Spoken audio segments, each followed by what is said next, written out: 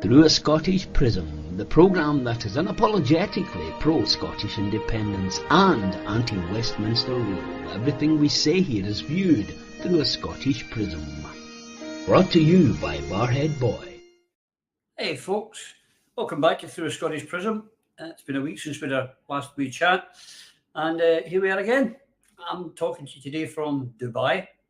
I was meant to be in Abu Dhabi, but I don't go there now till tomorrow. But so here I am to chat to you. It's been another week where we've got lots to discuss, and I'm joined. I should just say first, right away, we were meant to be. One of my guests today was meant to be Colette Walker, leader of the ISP party, who unfortunately had an accident, a road accident, and had a car run over her foot, and she's actually in A&E and will be unable to join us. But hopefully, we can get her back on the programme very, very soon. We want to have as many views from as many pro-independence people and parties as possible. But to help me today, I'm joined by Yvonne Ridley from down there on the borders. Hi. Hi, Yvonne, my dear friend. How are you? Very well. Tip-top. Good. You're looking in fine fettle. You're looking a happy bunny. Yes, I have. Everything's wonderful. Good week. And we've, of course, also got to join us. I have got from there up in Click Manager, our Eva Comrie. Hi, Roddy. Hi, Yvonne. It's been a big, very positive week for me. I'd like to say a big thank you to the staff at the Westmark Clinic in Glasgow because they provided me with a new socket for my bionic foot this week, and I no longer self-identify as a pogo stick, and I'm walking on air. So happy days indeed.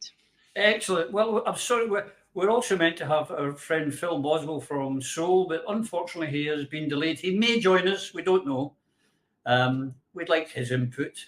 We don't know if we're going to get angry Phil or absent Phil today, so we shall see, but I am sure we can soldier on, ladies. It has been quite a week, Yvonne, but the highlight, I suppose, the big one of the day was fantastic performance by our ALPA MPs in Westminster, particularly Neil Hanvey. He asked the question that so many of us in Scotland want answered, and he asked the Prime Minister, is Scotland a colony, a British colony, or are we an equal partner? Neil Hanvey. Thank you, Mr. Speaker. The Prime Minister will know that it's Scotland's energy resources that feed corporate profits and keep His Majesty's Treasury pumped full of cash to the tune of £8 billion in the last 9 months alone. In return, candidates in the summer Tory leadership contest tried to outdo each other in their contempt and hostility to Scotland's democracy. So without falling back on the "you've had your vote" trope, can the Prime Minister tell me, is Scotland in a voluntary and respectful union of equals as claimed in 2014, or are we hostages in a territorial British colony?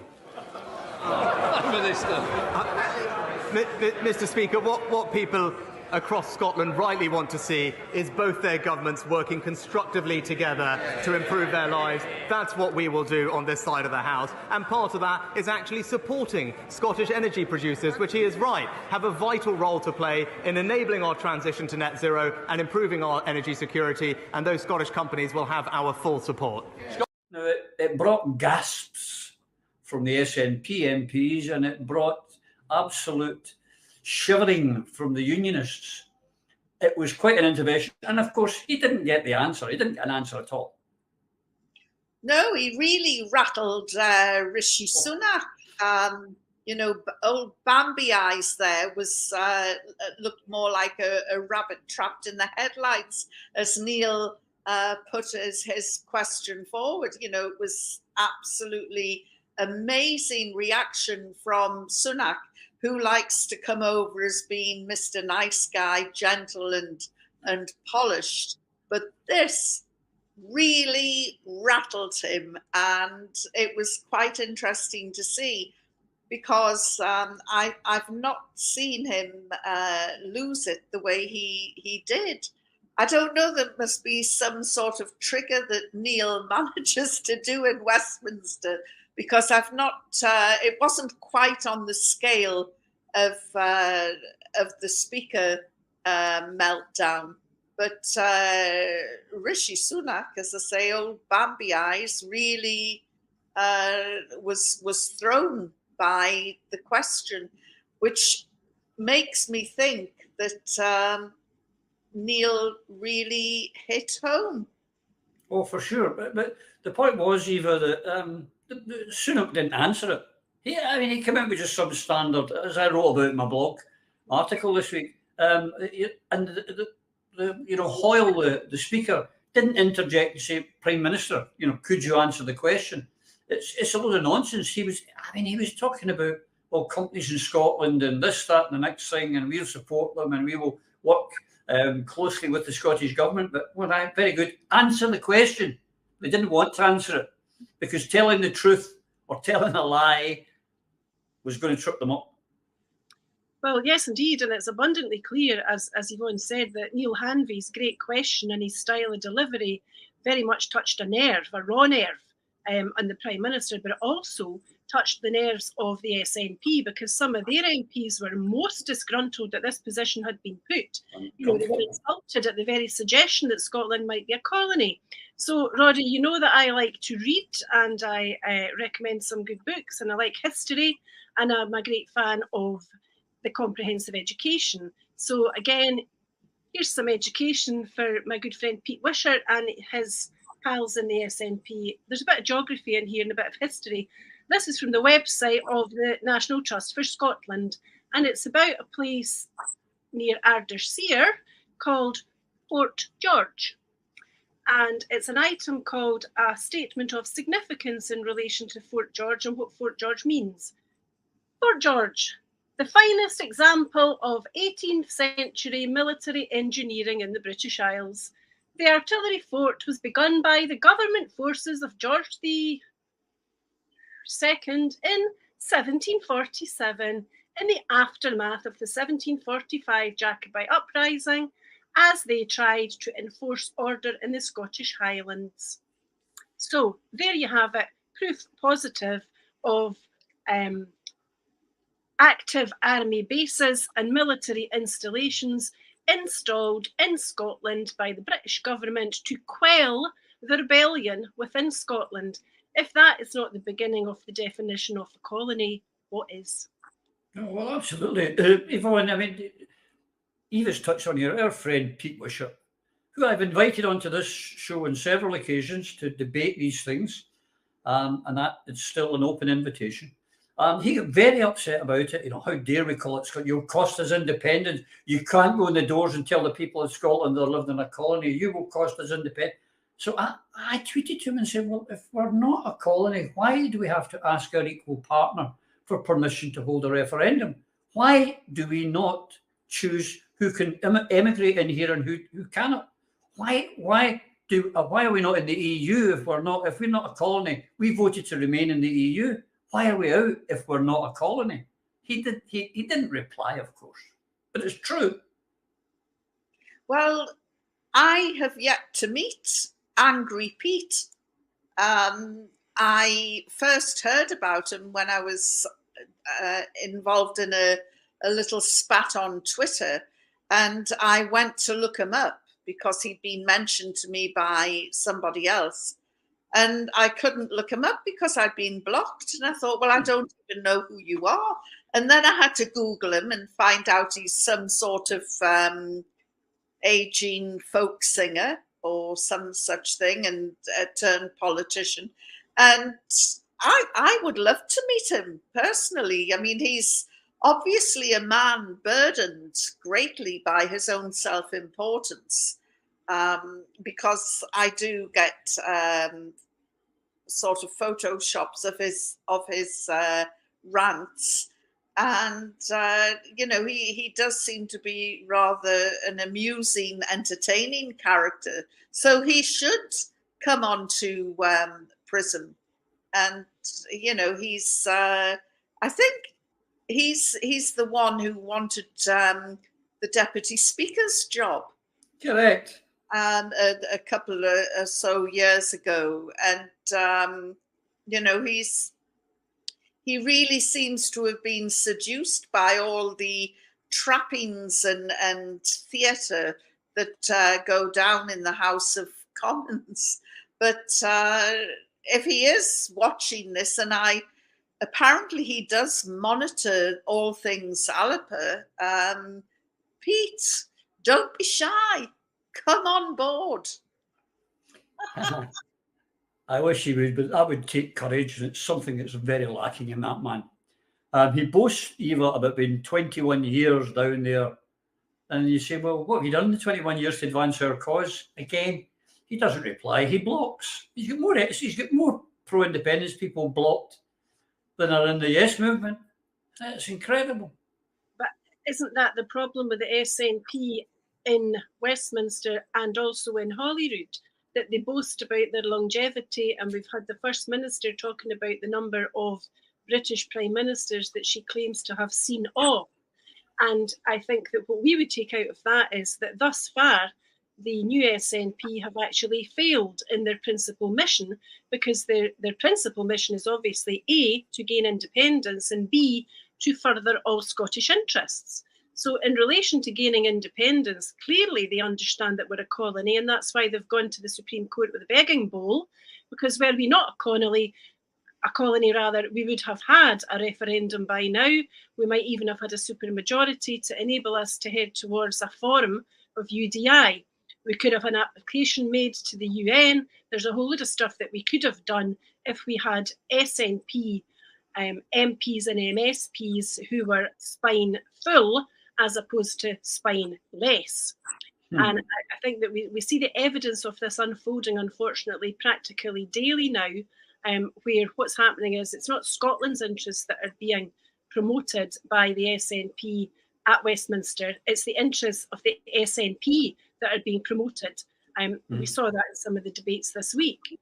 What we've also seen is, while we're waiting for the decision of the Supreme Court, in essence, all SNP elected reps are sitting on their hands or they're biting their nails. What they're not doing is driving forward any multifaceted agenda or process directed towards attaining independence.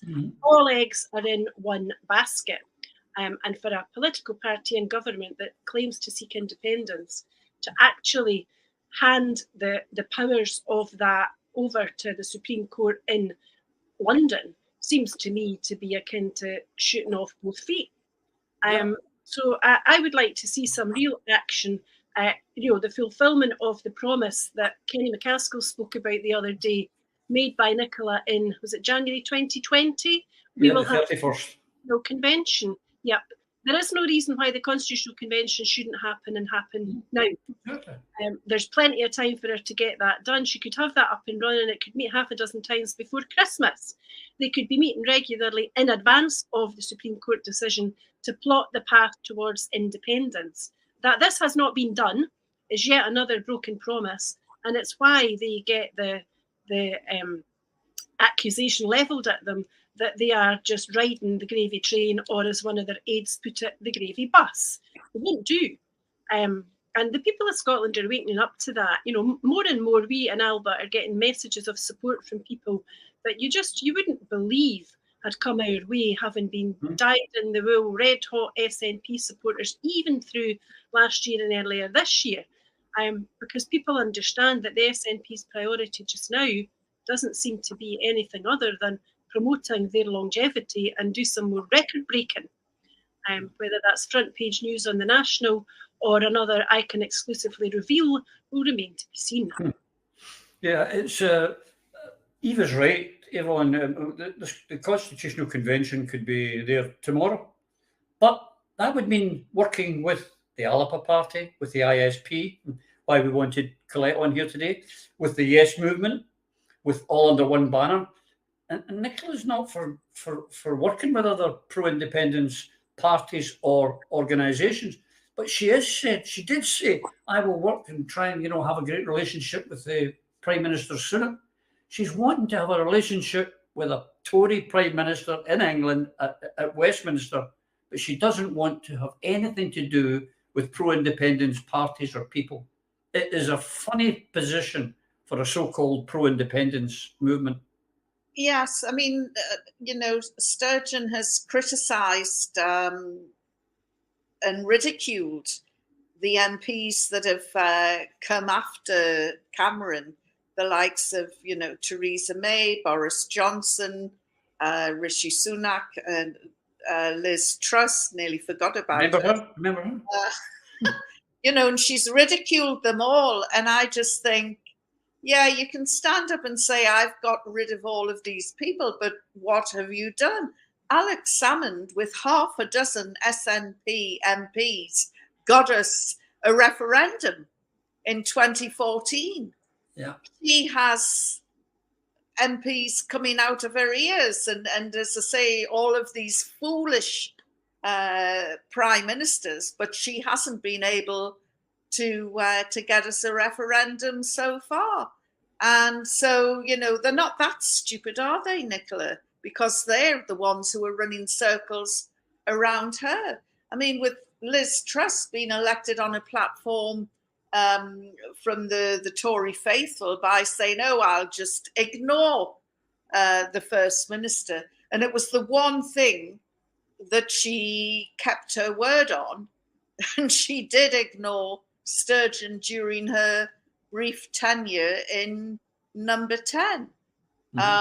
Rishi Sunak is quite a different character, and I fancy that he will outmaneuver Sturgeon. I don't think that's very difficult to do, Yvonne. Well, no amount of stroking his arm, Blackford style, is going to outwit him. He is determined to keep the union together, and he does not want to be known as the British Prime Minister who lost the union. None of them do. Unfortunately, Sturgeon doesn't have the wit or the imagination to deliver what Alex Salmond delivered with half a dozen MPs. But it's not only what he did deliver, Eva. Alex already given her a plan on a plate. He's told her what she could do. And it's a simple yet effective. As she pointed out, England's distress is Scotland's opportunity. The union has never been in more trouble. They're on their knees. We've got inflation. We've got high interest rates. We've got unemployment coming along. We've got and we'll talk about it later, rolling blackouts coming our way. This is the time to strike. Absolutely. Love him or hate him, it is universally acknowledged worldwide that Alex Salmond was the greatest thing to ever happen to Scottish independence. Yeah. So, although Nicola clearly detests the man more than she detests the Tories, and she'll work with the Tories and she'll work with the Greens and she'll work with everybody except Alba, she would be well advised to take his advice because it is sage, it is reliable, and it is likely to work. More likely to work than any of the advice she'll get either from those around her or inside her own head. His issue in relation to using Parnell tactics is well recognised and certainly would be something I'd be delighted to see the SNP utilise. It only takes one of them at every sitting in Westminster, or at least at every Prime Minister's questions there, to stand up, make a point of order and do a bit of demonstrating in relation to what Scotland's needs and interests actually are, and they could bring the place to a standstill, make themselves nuisances constantly. That's what they should be doing, as opposed to we daft debate the other day where there was however many of them in the House talking about the merits of independence. We know about the merits of independence. What Nicola needs to do is listen to Alec about the route towards achieving independence. You know, there's no point in us sitting here saying, oh, I was a member of the SNP for 40 years and all that time I fought for independence, if at the end of it, you don't achieve it. And I certainly, we've said this so many times before, it is so desperately needed these days. You know, 2014 was a walk in the park compared to what 2022 is and what 2023 looks like it's going to become for so many people. We've said this before, you know, you look from pig to man and man to pig, etc.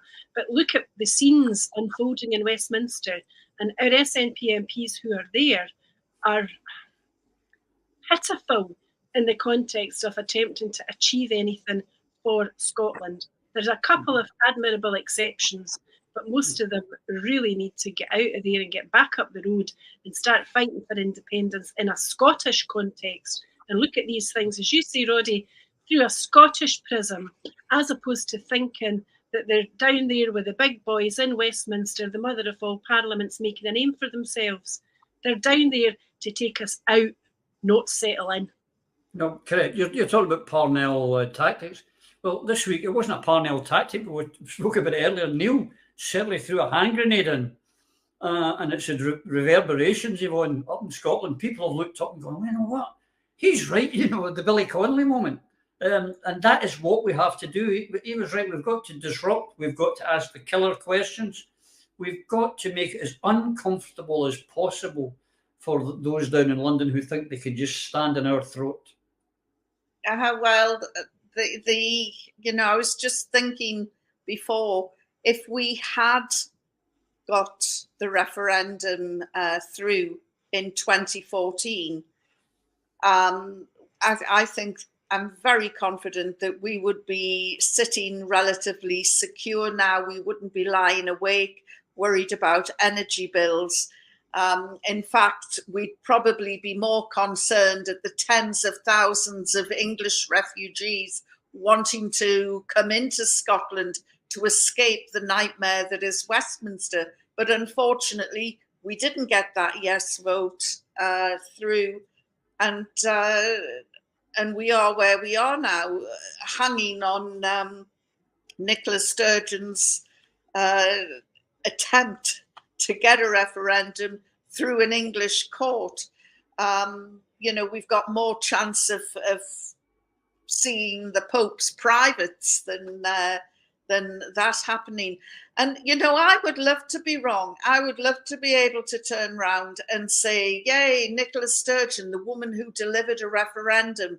But all I can see at the moment when I look at Holyrood is Nicola Sturgeon desperately clinging on to a baby box. And that is about her only achievement. And then I just found out in last week's Prism that really wasn't her achievement anyway. So, Nicola, for God's sake, what is your legacy going to be? How will history judge you? Because at the moment you have delivered nothing. You fractured your party. The one good thing from that is the creation of the Alba Party. And it's not that our members are better than the SNP. It just means that we're broadening the whole independent movement and thinking out of the box. And thankfully, we've got Alex Salmond, a leader who is known for his strategy, his incisiveness, and being able to read the runes. And so, in some ways, I do actually feel very sorry for Sturgeon, the first female First Minister, and she's, at the moment, she's got nothing to show for it, other than a couple of dodgy ferry contracts and other failed policies. She's wanting to do business with the Tories. She wants to have a relationship. This week we heard, Eva, that our Suella Braverman, I never thought she'd come back pretty Patel, all is forgiven. But she's now looking at other countries, I believe Peru. Now, we got Paddington from Peru. She's now wanting to send people to Rwanda and Peru. Why would you want to do business with people like that? You just want to get to hell as far away from them as you can. Well, it's the coaching horses through human rights as well, isn't it? And, one of the countries that Suella was looking at was Belize. And I think Belize knocked them back and said, this is not a humane practice. So to be told that by a British colony actually says it all. You don't want to do business with the Tories. There are no circumstances within which we should. But you can see that process developing because, and I think only because, the SNP are so very cosy. In Westminster, they want to soak into a Tory government. I don't know what they think it's going to get them in the long run, other than prolong their own careers without achieving independence. Yeah. And I think, you know, in terms of Suella Braverman and what she may or may not bring to the table, there is nothing good there. There is nothing positive. There is nothing warm about her behaviour, her policies, her attitudes, her motivation. It is all negative and, quite frankly, at times utterly barbaric. What we should have is an independent Scotland where we actively encourage immigration. We need people to come to live in Scotland. Scotland is becoming, in effect, depopulated. The statistics are awful, but in terms of rural areas, especially the islands, we know there are issues there in relation to housing, the cost of housing. We know there are some issues affecting education. We know the population is ageing. We know that we need young people to look after us as we get older, and we don't have that within our own communities. We need people to come here. We need them to stay here. And we need to be able to write our own policies, not be dependent on Westminster in relation to whether folk can come here as seasonal workers or whether they can come here at all. I wouldn't be the slightest bit surprised if staffing issues, for example, in farming and certainly in the NHS, arise from the repercussions of Brexit and the like, and from the immigration policies imposed upon us by Westminster. So we've got the worst of all worlds at the moment. But we're not a colony. But we're not a colony. We're not a colony. No, we're not a colony. We do not have the powers to recover from any of the effects of the policies imposed upon us by Westminster. Yeah, we're imperial masters. We hear it all the time. You know, if we had independence, we could do X, Y, and Z. Yeah, we could. That's why we want independence. So how do we get there, Nicola? Because we're not getting there this year, and we're not going to be any nearer it next year, because that referendum that she promised will happen next year is looking increasingly less likely to take place. Yeah, anytime she's talking about, there's no magic bullets or quick routes. We've got to do this properly. All excuses. Last week, Yvonne, we were talking here very much about the rebellion within the SNP ranks over the GRR first reading. And it was a huge rebellion, and I think probably going to get larger. But what's come out this week, we noticed, is that the reason there was a 3-line whip on the SNP was that it was part of the Greens' the demands when they come in to be in coalition with the SNP, that there would be a 3-line whip and anything to do with GRR. Is this the tail wagging the dog? It is. But I would, there's two ways of looking at this.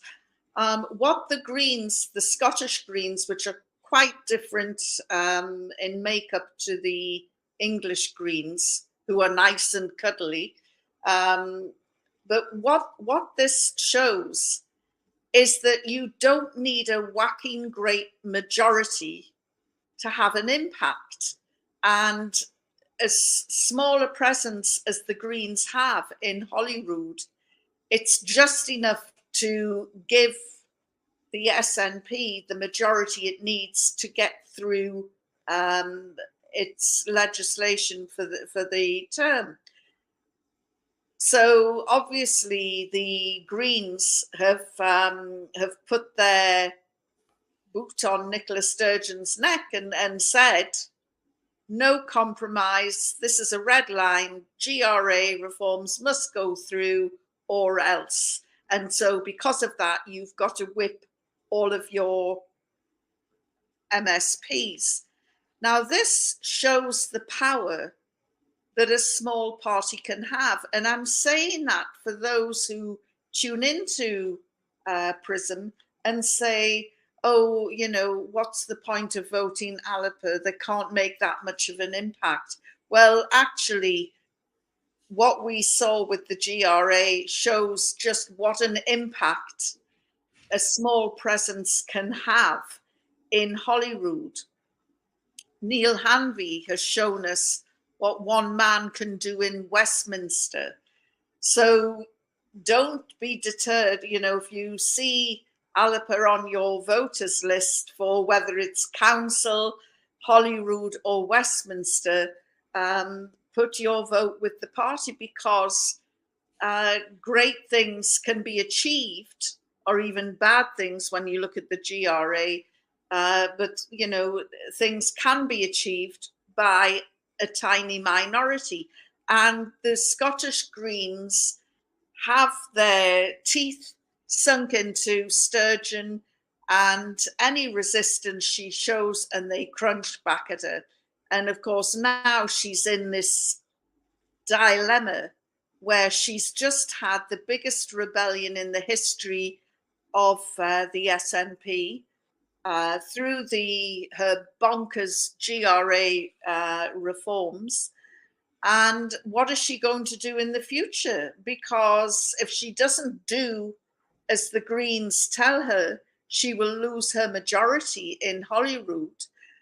But she's in danger of losing that anyway at the hands of her own party. So she's put herself in a ridiculous position. And I would say one word to Nicola, and that's schadenfreude.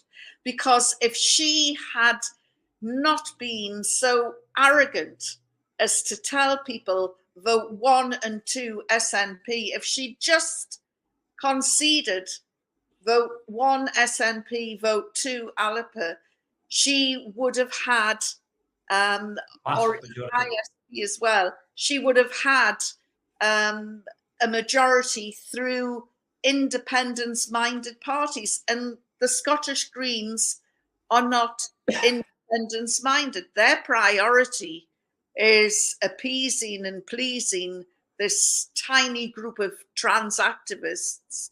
And then their next thing is the environment. They're not committed to independence the way that we are in Aliper, that the ISP is. And so Sturgeon, if she had been truly clever and she had looked forward instead of trying to settle old scores, she would have been sitting pretty by now. And the GRA wouldn't even be a flaming issue, because we'd all be working hard now for delivering a referendum. I mean, I've heard through, I mean, I was in the SNP for a long time, like yourselves there, Eva. I've heard from some contacts, there are another 4 or 5 people on the second reading I'm hearing who are about to, you know, they've got their courage from those brave 9 that step forward. But as everyone says, she's put herself in this position all by herself. She's shown a total lack of political nous. You know, wherever you say, go back to Alec, I mean, is a strategist extraordinaire. But she has shown with the Greens, with how she's handling Westminster and how she's handling ferries and God knows what else, she doesn't actually have a strategic thought in her brain. And she doesn't seem to be surrounded by people who are strategic thinkers. Unfortunately, it looks more and more like it's all spin and very little substance. Yeah. And I can actually think of very few things in life worse than being beholden to the likes of Patrick Harvey and Lorna Slater. Because the hard fact of the matter is that those SNP MSPs who were whipped as the result of the actions and the desires and the demands of Harvey and Slater. So the Greens control the SNP government. That's what it is. And Miss Sturgeon has lost control because those 7 who voted against and the 2 who abstained have not so far been disciplined. Are they going to be disciplined? Because if they're not, then that whip is utterly meaningless. And the fact that they've not been disciplined, I would suggest, tends to support the view that there are very many others that do not agree with the policy, particularly in relation to the self-ID aspects and the reducing of the age. So I think time will tell. There will be a few more brave souls who come forward. I hope that they do. And I hope that those who have misgivings but have voted as required thus far will one day have the courage of the convictions which they really do have if they listen to the electorate and come round and do what the general public massively want once they know what this self-ID actually involves.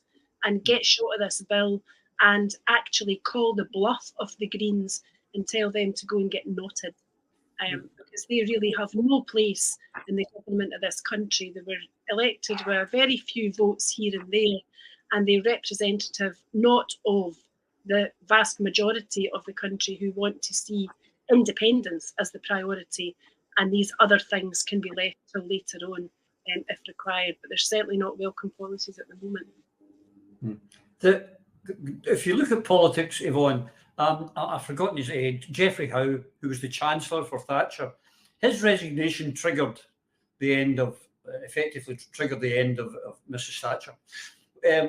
Rishi Sunak resigning as the Chancellor saw off our Boris, and having an idiot as a Chancellor saw Liz Truss off. Now, fortunately for Nicola Sturgeon, we know that Kate Holmes is a devout Christian, and she is one of the ones that signed a letter back in 2019 saying that she was opposed to this and uncomfortable and it should be delayed till there was, more consensus. Now, she's been on maternity leave. That rule would apply in Scotland. If she comes back for the second reading and she votes and resigns, resigns from the Chancellor's job, it suddenly puts our Nicola's jacket on a sugary peg, does it not? Absolutely. As I say, when I was talking before about strategy, it's all about reading the game weeks, months, if not years in advance. And what you have with Alex Salmond is a first-class chess player. It's like watching Bobby Fischer playing a game. But with Sturgeon, it's like watching Bart Simpson playing checkers. She's not reading this very well at all. And I think that she's suddenly seen that she could end up jumping before she's pushed. So there is a matter of urgency in the air in Holyrood now to do with these HRA reforms. And there's 5 stages, and I don't think they'll get past the 3rd stage. I think the whole thing will implode. And moving on to another topic, Eva, we've spent a lot of time on here talking about energy and what's going down in the cost of energy and why we produce so much renewables and yet our electricity is priced on international gas price, etc., etc. We've been told to expect rolling blackouts in Scotland. We produce enough to give England a quarter of their needs and more, which they then sell in the open market. And yet Scotland is going to suffer rolling blackouts. And what are our government doing about it? Nothing.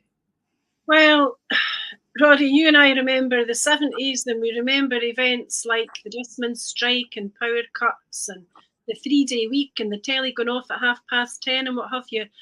Little did we think that 50 years later we would be actually contemplating reliving some of that stuff. Yeah. So for everybody who is hungry or cold, who has a blackout, who's disconnected, who can't feed themselves and who can't heat themselves this winter, lay the blame fairly and squarely at the front door of Bute House. Absolutely. The great reverse wind auction sell out, I should say, is really a very, very telling episode in Scottish political history. When they sold off the wind, they created a position whereby there was a maximum bid as opposed to a minimum bid. It was a sellout. It was an utter disgrace. And I would imagine that in many countries of the world, if you had politicians who were actually permitting assets to be sold at an undervalue, which is what this was, there would be consequences. And those consequences might well include charges of, malfeasance in public office, if we want to call it that. So there is a scandal there waiting to be properly uncovered and publicised. But the bigger scandal is the one that we go back to every time, and it is Why are we beholden to Westminster for any of this? Why are politicians in London deciding whether or not we can afford to pay our electricity or our gas bills? It's happening because there's a lack of political will on the part of those who were elected to take us out of that union. And so it's perfectly obvious that there are no SNP politicians, whether in Westminster, Holyrood, or in local authorities around the country, who are using food banks. But they are all talking about funding food banks, and they're talking about creating warm banks so that people who cannot heat their homes can go and sit in a library or a school or a town hall so as not to freeze. How utterly ridiculous is that? You know, what they should be doing is bring back all the MPs to Scotland and, you know, man a border and say to folk who want to come to Scotland, we're looking at independence very, very carefully, and we are absolutely laser focused on achieving the independence that Scotland so desperately needs, and work out how to get it done, rather than sit and worry about whether or not people are going to freeze to death and how can you avoid that happening. It's just cowardice, actually, is the word. Yeah, that goes back to this issue of the Constitutional Convention. She should withdraw her MPs and she should tell us to not get it sorted. Because the other thing, Yvonne, BP announced, was it BP? I'm just checking my notes, that the revenue, or just the revenues from the North Sea in the first 9 months of this year, gave the Treasury a windfall of 8 billion, 4 times up on last year. Now, if they're getting that in 9 months, you know, take to 12, let's call it 12 billion for the year.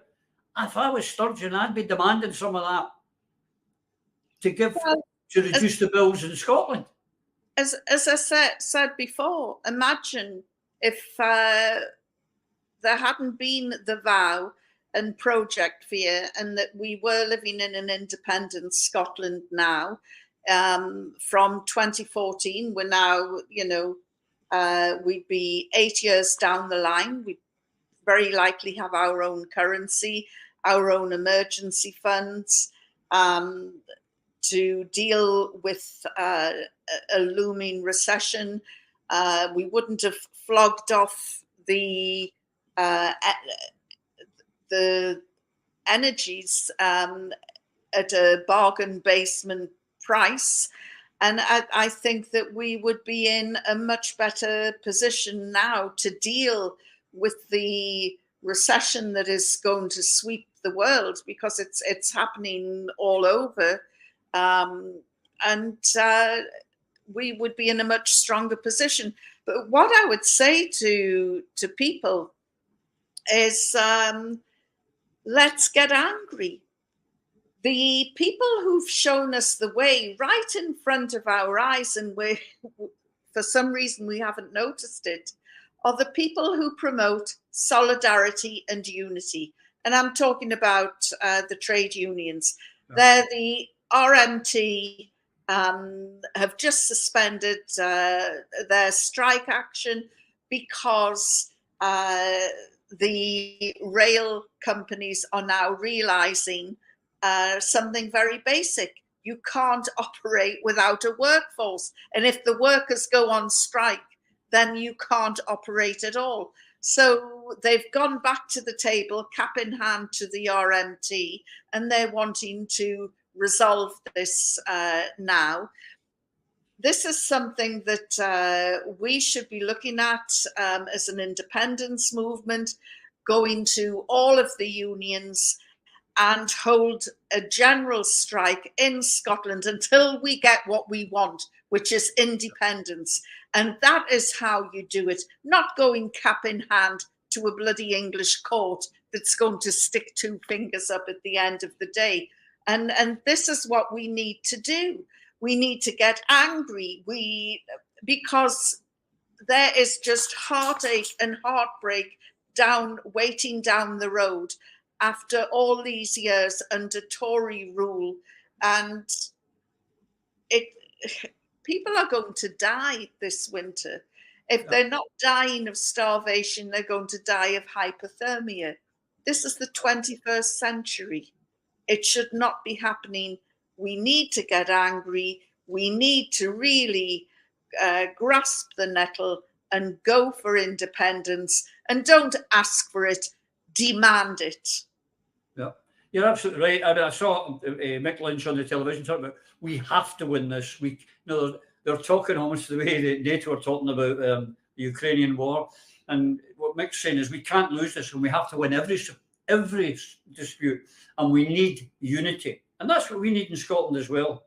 We need unity of purpose. Because even, I mean, you notice the interest rates have creeped up again. We're now talking about 3%, and you know the average people say, "Oh, 3% is not a lot." I mean, I pay 12 or 15% on my credit card. What they don't realise is that's the base rate, and at nothing you were paying when it was at 0%. You were paying 12% of your credit card. When it goes to 3, these shysters will move in. Now it's going to increase the cost of borrowing for business. It's going to increase the cost of everything. Your mortgage, everything is going to go up in price, and still they're refusing to give decent wages to people. Anarchy is just around the corner.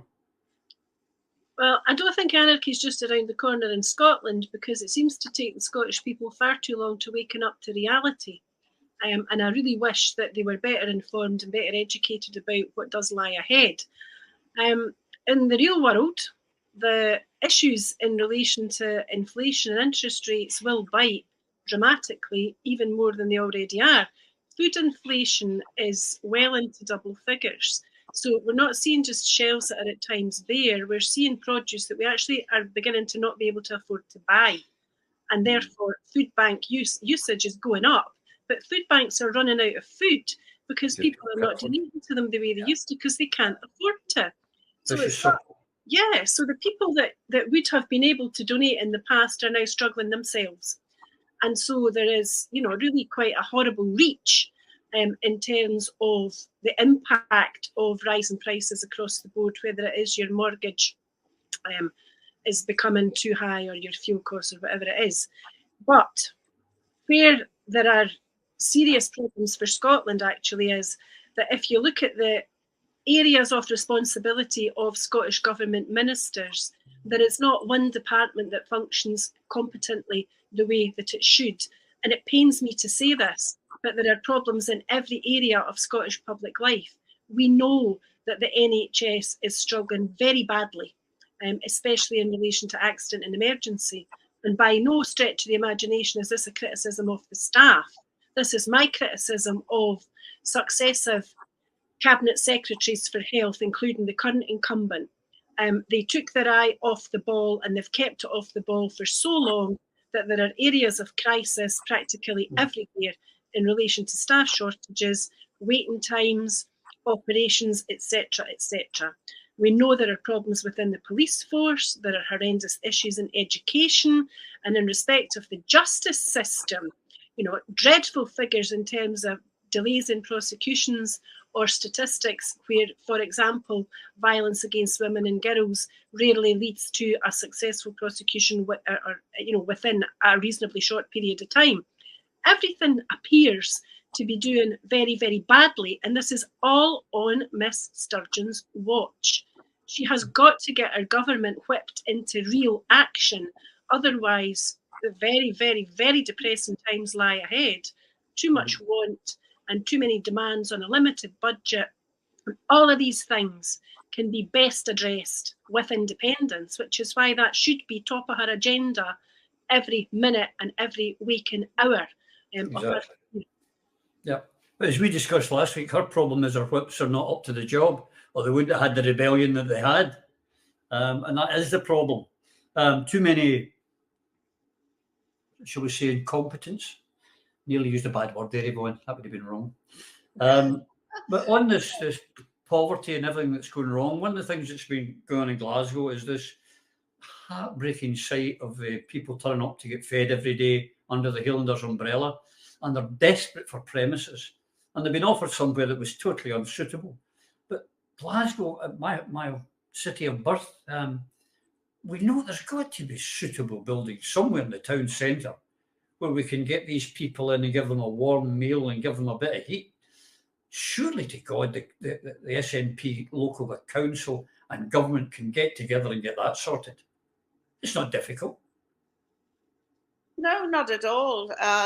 Church halls, churches, They're in abundance in Scotland, and it would be easy enough to do that. And of course, it all goes back to independence.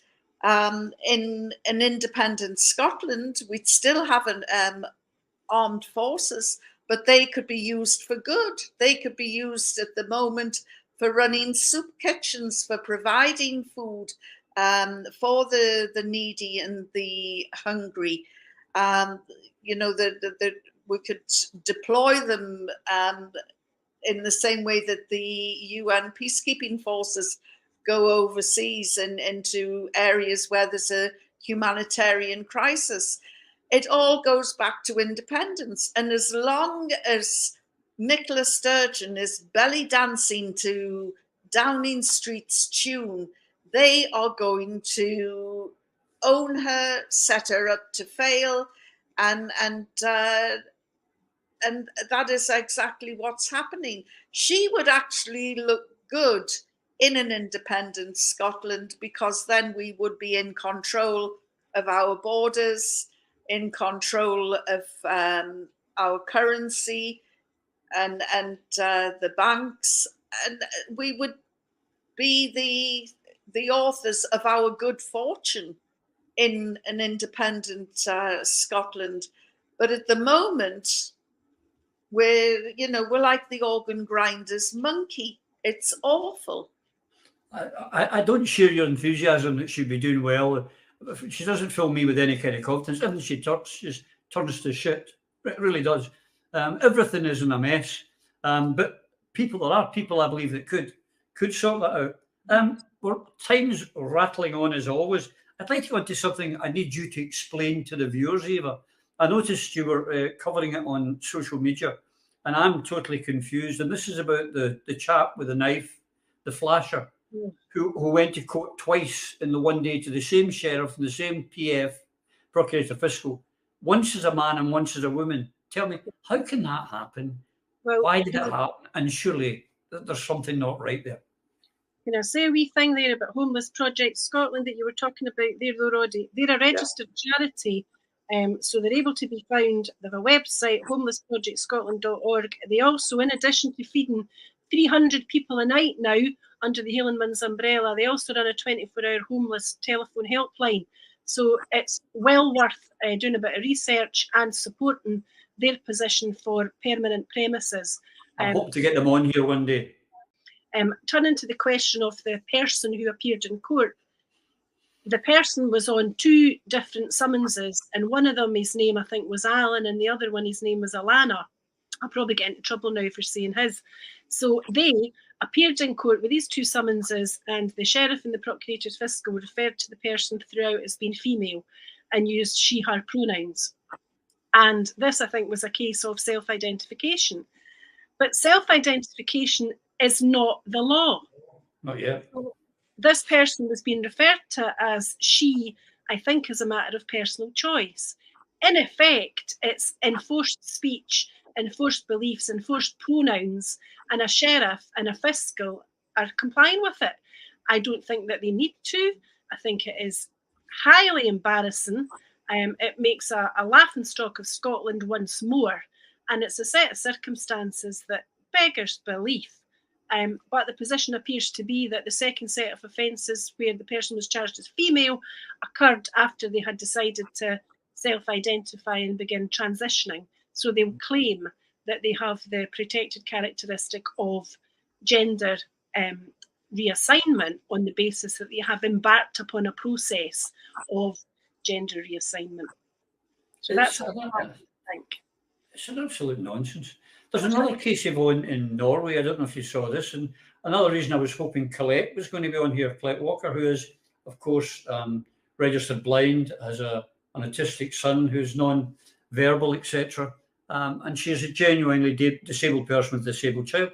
There's a guy in Norway whose name, let's see if I've got it here, who Jean Victoria Alme, age 53, who identifies as disabled woman and spends most of his time in a wheelchair. He's not. And yours yourself as well, Eva, someone who has got a disability. I found it quite insulting today in Holyrood when the First Minister was talking about people who identify as disabled. You don't identify as disabled. You're either disabled or you're not disabled. There's too much of this nonsense going on. Well, I've decided to identify as Scotland's First Minister. So I'll be coming to Bute House tomorrow to take up my role. And that's my new self-identity. So push off, Nicola, and move out, because I am the new FM, and that's what I'm self-identifying as. Oh, well, I'm going to self-identify as the Justice Minister. Oh, happy days. It is terribly worrying times that we're living in, Eva. We're no nearer to independence than we were on the 19th of September 2014. And no matter how many times we offer our hand out and we offer alternative routes and ways to do it, they seem to be caught in the headlights, not wanting to move forward. How do we change that? It's all terribly embarrassing, actually. I don't know if you saw during the week when Ian Blackford was on his feet in Westminster. He was talking about when Scotland becomes independent, as if it's an inevitability. But we know that the dial hasn't really altered very much in the context of opinion polls, etc., because people want to see a campaign that's up and running with a determined drive towards independence. And that's what boosts the vote. It's what boosts support. But you need to take the people with you, and you can only take the people with you towards independence if those who are in charge of the campaign are enthusiastic, positive, driven, and express a degree of vitality and urgency and confidence. And unfortunately, these attributes currently do not seem to be shared by the leadership of the Scottish Government, or indeed the leadership of the SNP at Westminster. Instead, you see folk who look bored, moribund, fed up, and they talk in terms of, well, this is going to happen one day, without actually doing anything active to promote independence, other than saying, "Ke sera, sera." So, yes, it's depressing. The way to move forwards is for Nicola Sturgeon to accept Alex's advice. And if she will not do that, then the rest of the movement will carry on doing what we're doing. We will work positively in Alba through wee Alba book events and the like, in the campaign at the Glasgow Lynn by-election, which is in a couple of weeks' time, and in the campaign for the Lynn by-election, which is in December. And what we're saying there is, here are positive Alba policies. We support independence. We talk about several different ways to get there, including the matters that we've already discussed. We talk about the rights and responsibilities of politicians to protect and defend the rights of women and girls particularly. And that is on the doorsteps a very live issue just now in these by-elections and generally. So we in Alba will continue to be positive, but it's not up to us on our own to unite the campaign for independence. It is incumbent upon every politician so to do. And that's what Pete Wishart or Tommy Shepherd or Ian Blackford or Nicola Sturgeon or John Swinney or Keith Brown or John Nicholson should do. Stop ranting at people and calling them out for imaginary hate, and actually say, let's get every shoulder to the wheel and drive us forwards towards independence and make Scotland a better place. That's what we've got to do, Yvonne. And as Eva's alluded to there, we have got a couple of by-elections, so anyone out there who can, there's the Glasgow area, it's up in Castlemilk, most of the Lynn ward. It's next week, I believe, the by-election. So if you've got any time between now and then, get in touch with the campaign and help. That's what we need to do. Absolutely. I mean, I'll be coming up to Glasgow sometime in the next few days to help out. And, people who are sitting there thinking, yeah, but it's just one seat, one by-election, one council ward.